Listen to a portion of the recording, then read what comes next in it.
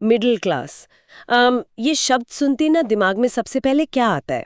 हम्म शायद एक बंधा हुआ रूटीन। बिल्कुल। महीने की शुरुआत में आने वाली वो सैलरी, या फिर वो ईएमआई का कैलकुलेशन। और सबसे बढ़कर सेफ खेलने की एक बहुत ही गहरी आदत। हाँ, एकदम सही कहा। बचपन से ही ना हमें एक अदृश्य रेस में दौड़ाया जाता है, जिसका बस एक ही मंत्र होता है कि रिस्क मत लो। किसी तरह बस लाइफ में सेटल हो जाओ। हाँ, तो आज की हमारी इस गहन चर्चा का विषय यही मानसिकता है। हम मिडिल क्लास के माइंडसेट को डिकोड करेंगे। ये बहुत ही दिलचस्प विषय है। बिल्कुल।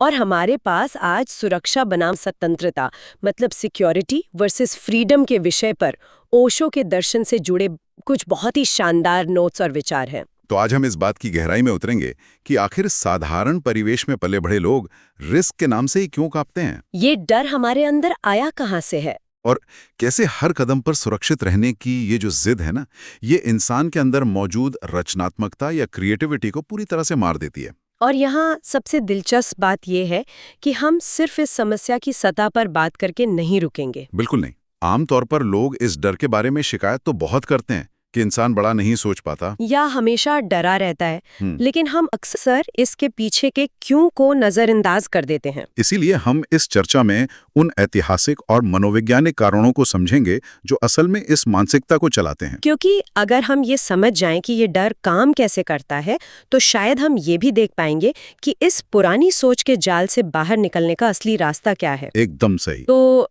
अगर हम भारतीय मिडिल क्लास की जिंदगी को एक फ्रेम में रखकर देखें ना, तो ये मुझे हमेशा एक रेलवे ट्रैक की तरह लगती है। एक रेलवे ट्रैक। हाँ, मतलब कल्पना कीजिए कि एक ट्रेन है जो एक बहुत ही तय पटरी पर दौड़ रही है। जिसके स्टेशन पहले से ही फिक्स कर दिए गए हैं। बिल्कुल। और ट्रेन को बस उन स्टेशंस पर हपते हुए आगे बढ़ना है। जैसे पहला स्टेशन आता है स्कूल में बेहतरीन मार्क्स लाना, खासकर 10वीं और 12वीं के बोर्ड एग्जाम्स में। हाँ, क्योंकि वही आपकी जिंदगी तय करेंगे ना।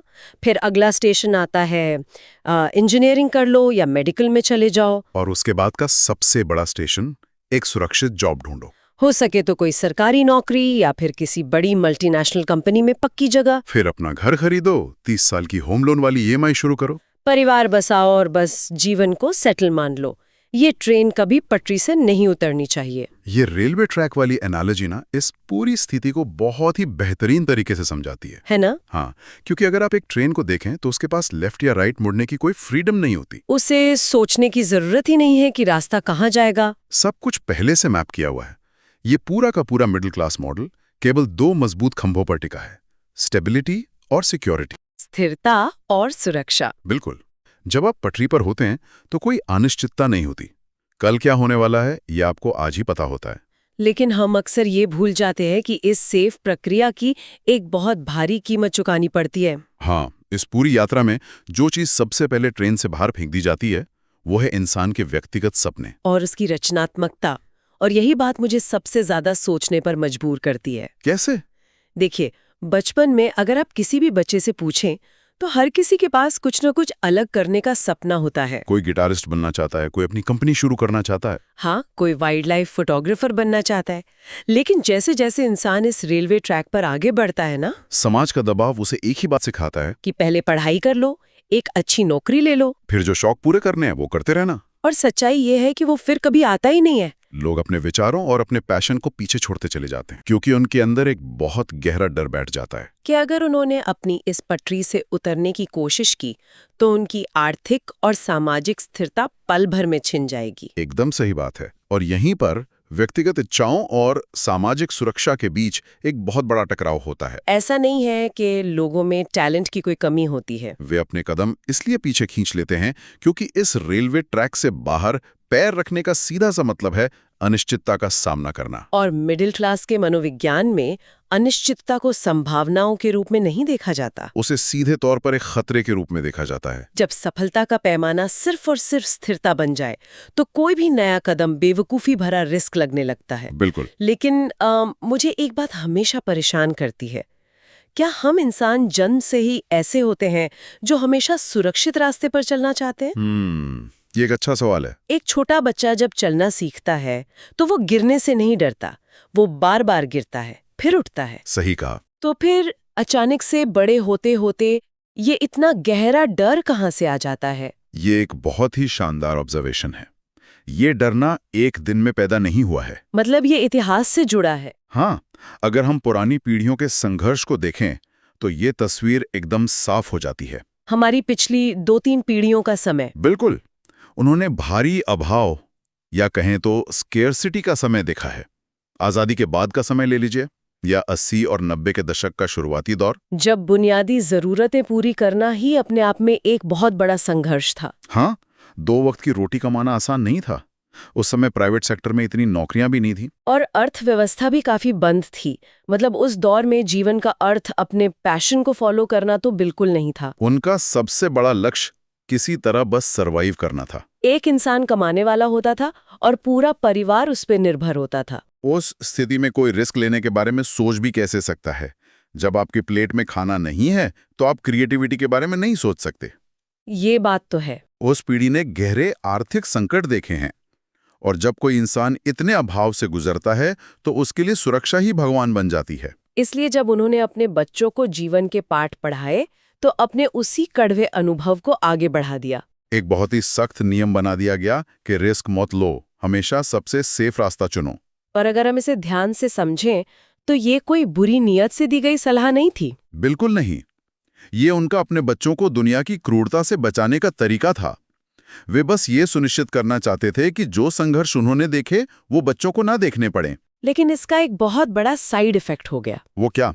एक समय की जो मजबूरी थी ना, वो समय के साथ धीरे धीरे कलेक्टिव साइकोलॉजी में बदल गई। हाँ, एक पूरे समाज का मनोविज्ञान बन गई, जिसे पूरे सिस्टम ने अपना लिया। अब सफलता की परिभाषा ही पूरी तरह से बदल गई है।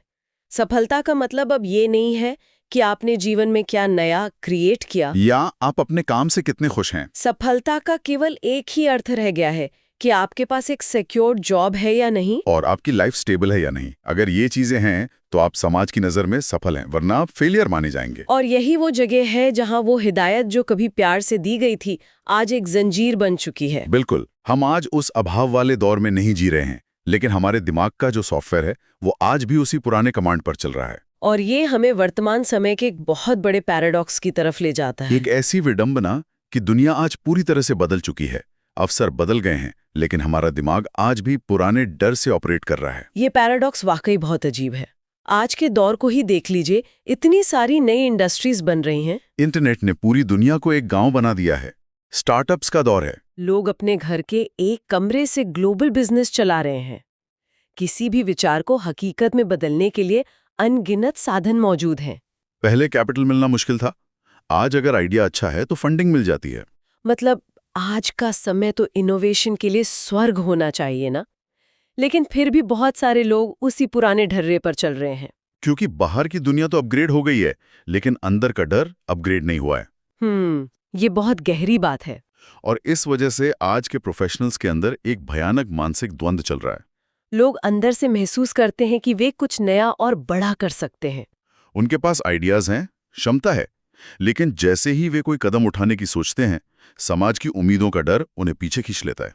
जैसे अगर मैं फेल हो गया तो ईएमआई कौन भरेगा, या मेरा स्टार्टअप नहीं चला तो रिश्तेदार क्या कहेंगे, मेरी उम्र के लोग मैनेजर बन गए हैं, मैं जीरो से कैसे शुरू करूं। और ये जो अंदर ही अंदर चलने वाला संघर्ष है ना, ये बहुत ही घुटन भरा होता है। बिल्कुल। जब एक इंसान जानता है कि वो उस 9 से 5 के काम के लिए नहीं बना है, वो अपनी असली क्षमता को महसूस करता है, पर डर की वजह से दबा देता है। और इसका नतीजा ये होता है कि समय के साथ ये द्वंद्व एक भारी निराशा, एक गहरे फ्रस्ट्रेशन में बदल जाता है। और ये फ्रस्ट्रेशन अचानक एक दिन में नहीं आता। ये उन अनगिनत छोटे छोटे समझौतों का नतीजा है जो इंसान सुरक्षा बनाए रखने के लिए हर दिन करता है। वो इंसान बाहर से सुरक्षित दिखता है, लेकिन अंदर से वो पूरी तरह से खाली हो चुका होता है। और इसी खालीपन को समझने के लिए ना, जो ओशो के दर्शन से जुड़ी बातें हमारे सामने हैं, वे इस चर्चा को एक दार्शनिक स्तर पर ले जाती हैं। हाँ, उनका जो दर्शन है अलाइवनेस वर्सेस सिक्योरिटी का, वो बहुत सीधे चोट करता है। उनका एक विचार है कि जो जीवन पूरी तरह सेफ है,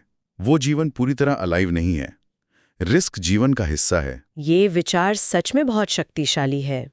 मतलब अगर सब कुछ सुरक्षित है तो फिर उसमें जीने जैसा क्या बचा। यहाँ सिर्फ करियर या पैसों के रिस्क की बात नहीं हो रही है, ये जीवन को अनुभव करने के तरीके की बात हो रही है।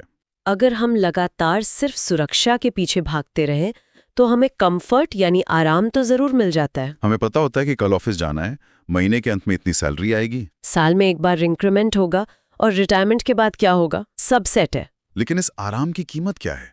इंसान अपनी असली फ्रीडम खो देता है, अपनी स्वतंत्रता। आप इसे ऐसे समझ सकते हैं जैसे किसी चिड़िया को एक बहुत ही खूबसूरत सोने के पिंजरे में रख दिया जाए। जहां उसे भरपूर सुरक्षा मिलती है, खाना ढूंढने नहीं भटकना पड़ता। उसे किसी बाज या बिल्ली का डर नहीं होता, उसका जीवन 100% सुरक्षित है। लेकिन क्या वो चिड़िया सच में जीवित है? उसने सुरक्षा के बदले आसमान खो दिया है। उसकी उड़ने की क्षमता खत्म हो चुकी है। इंसानों के साथ भी बिल्कुल ऐसा ही होता है। जब हम अपनी जिंदगी को हर तरफ से सुरक्षित कर लेते हैं तो जीवन में कोई आश्चर्य नहीं बचता, कोई नई खोज नहीं बचती। इंसान एक मशीन की तरह हो जाता है जिसका हर दिन पहले से प्रोग्राम किया हुआ है। ये सोचना ही कितना डरावना है कि इंसान सिर्फ अपनी सांसें गिन रहा है लेकिन सच में जी नहीं रहा है। ओशो का दर्शन हमें यही समझाता है कि असली विकास या रियल ग्रोथ उस कंफर्ट जोन में कभी नहीं होती। असली विकास तब होता है जब एक इंसान अपने डर का सामना करता है। वो स्वीकार करता है कि हाँ, आगे अनिश्चितता है, फेल होने का चांस है, लेकिन फिर भी वो कदम बढ़ाता है। क्योंकि बिना रिस्क के कोई भी नया अनुभव संभव ही नहीं है। जीवन का असली रोमांच अनिश्चितता में है। ग्रोथ हमेशा जोखिम उठाने की क्षमता मांगती है। जब अनिश्चितता को गले लगाते हैं तभी जान पाते हैं कि हम क्या कर सकते हैं। बिना रिस्क के जीवन एक ठहरे हुए तालाब की तरह है, जबकि इसे बहती नदी की तरह होना चाहिए। लेकिन यहाँ पर ना एक बहुत ही प्रैक्टिकल सवाल उठता है। जी पूछिए। इस पूरी चर्चा को सुनकर ऐसा लग सकता है कि हम कह रहे हैं कि हर किसी को अपनी नौकरी तुरंत छोड़ देनी चाहिए या अपनी ईएमआई भूल जानी चाहिए। हाँ, मतलब कल सुबह उठकर अचानक से एंटरप्रेन्योर बन जाना चाहिए। क्या रिस्क लेने का मतलब ये है कि हम आंखें बंद करके खाई में कूद जाएं? नहीं नहीं, बिल्कुल नहीं। और यही हमें इस चर्चा के सबसे अहम हिस्से, इसके 100 वॉट वाले पहलू को समझना होगा। तो इसका अर्थ क्या है? इस बात का उद्देश्य सुरक्षा को बुरा बताना नहीं है। सुरक्षा जीवन के लिए आवश्यक है। एक स्थिर आय होना, सिर पर छत होना, परिवार की जरूरतें पूरी करना गलत बात नहीं है। ये तो जिम्मेदारी है। समस्या सिक्योरिटी होने में नहीं है। समस्या तब शुरू होती है जब सिक्योरिटी ही जीवन का एकमात्र लक्ष्य बन जाता है। मतलब जब इंसान सिर्फ सुरक्षा के लिए काम करता है तो जीवन यांत्रिक बन जाता है। बिल्कुल। तो फिर इसका मुख्य समाधान क्या है? अगर मिडिल क्लास माइंडसेट से बाहर आना है तो पहला कदम क्या होना चाहिए? क्योंकि भारतीय मिडिल क्लास में मेहनत की कोई कमी नहीं है। बिल्कुल। लोग सालों साल बिना थके काम करते हैं। वे जिम्मेदार होते हैं, अनुशासन में रहते हैं। कमी सिर्फ उस नजरिए की है जो इस डर के पार देख सके। और वो नजरिया है अवेयरनेस यानी जागरूकता। जागरूकता, इसे थोड़ा और समझाइए। मुख्य समाधान ये है कि अपने फैसले डर से प्रेरित होकर लेना बंद किया जाए। जब फैसले डर की वजह से लिए जाते हैं तो इंसान बस भाग रहा होता है। लेकिन जब अवेयरनेस के साथ फैसले लेते हैं तो संतुलन आता है। हाँ, ये समझना कि मैं ये जॉब इसलिए कर रहा हूँ क्योंकि ये मेरी आज की जरूरत है, ना कि इसलिए कि मैं कुछ नया करने से डरता हूँ। जब आप जागरूक होते हैं तो आप अपनी सुरक्षा को बनाए रखते हुए भी वीकेंड्स पर अपने पैशन पर काम कर सकते हैं। आप छोटे छोटे और कैलकुलेटेड रिस्क ले सकते हैं, और जब ये जागरूकता आती है तभी रियल पोटेंशियल बाहर आता है। बिना पूरी जिंदगी दांव पर लगाए भी जीवन में बहुत बड़े बदलाव लाए जा सकते हैं। एकदम सही। तो अगर हम इस पूरी गहन चर्चा को समेटें तो हमने देखा कि कैसे मिडिल क्लास का वो रेलवे ट्रैक वाला जीवन हमारी क्रिएटिविटी को खत्म कर देता है। और हमने समझा कि ये कोई जन्मजात गुण नहीं है, बल्कि पिछली पीढ़ियों के कड़वे संघर्ष से उपजा ऐतिहासिक डर है, जिसे हमने आज भी सच मान लिया है। हमने आज के नए अवसरों और उस आंतरिक टकराव की बात की जो लोगों को निराश कर रहा है। और ओशो के विचारों से समझा कि पूरी तरह सुरक्षित जीवन एक ठहरावा जीवन है। निष्कर्ष यही निकलता है कि सुरक्षा बुरी नहीं है, लेकिन केवल डर के आधार पर फैसले लेना हमें जीने नहीं देगा। असली समाधान खुद के प्रति जागरूकता है। बिल्कुल। जो लोग हमारी ये चर्चा सुन रहे हैं उनके लिए यहाँ एक बड़ा सवाल खड़ा होता है कि क्या वे भी अपने जीवन के बड़े फैसले केवल सुरक्षा और डर की भावना से ले रहे हैं? क्या हमेशा सेफ रहने की ये रेस उन्हें उस काम से दूर कर रही है जो वे सच में कर सकते हैं? ये सोचने का विषय है कि क्या जिंदगी भर सुरक्षित रहने की कीमत बहुत ज्यादा तो नहीं हो गई है? और इसी बात से जुड़ा हुआ एक अंतिम विचार है जो शायद इस पूरी चर्चा को एक नए मुकाम पर ले जाता है। वो क्या? आज के इस आधुनिक युग को देखिए, जहां तकनीक, एआई और इंडस्ट्रीज हर दिन इतनी तेजी से बदल रही हैं कि कल जो नया था वो आज पुराना हो जाता है।